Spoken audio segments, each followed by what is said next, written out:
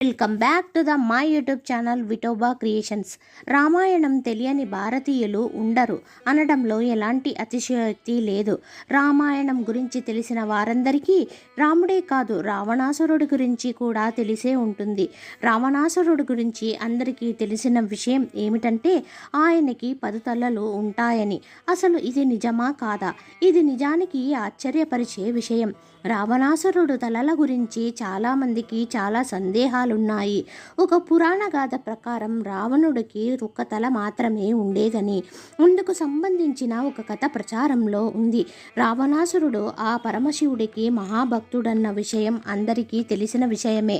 రావణాసురుడు నిత్యం ఆ పరమశివుడి గూర్చి పూజలు చేసేవారు. రావణుడు ఒకసారి ఘోర తపస్సు చేస్తూ పరమేశ్వరుడికి తన తలను సమర్పిస్తాడు. వెంటనే మరొక తల వస్తుంది.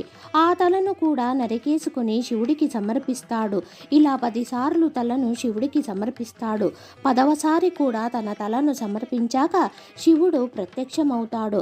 రావణుడు అడిగిన వరంతో పాటు శివుడికి సమర్పించుకున్న అన్ని తలలను కూడా తిరిగి రావణాసురుడికి తిరిగి ఇచ్చేస్తాడట శివుడు. అప్పటి నుంచి రావణుడు 10 తలల వాడయ్యాడట. అందుకే రావణుడిని దశకంఠుడు అని పిలుస్తారు. నా ఛానల్ని కొత్తగా చూస్తున్న వాళ్ళు ప్లీజ్ లైక్ చేయండి, షేర్ చేయండి, సబ్స్క్రైబ్ చేయండి. మీరు సబ్స్క్రైబ్ చేయడం వల్ల ఇలాంటి ఇంకెన్నో ఇంట్రెస్టింగ్ వీడియోలు చేయడానికి మాకు సపోర్టివ్గా ఉంటుంది. మీరు లైక్ చేయడం వల్ల ఇలాంటి వీడియోలు మరికొంతమంది భక్తులకు చేరుతాయి. Please subscribe.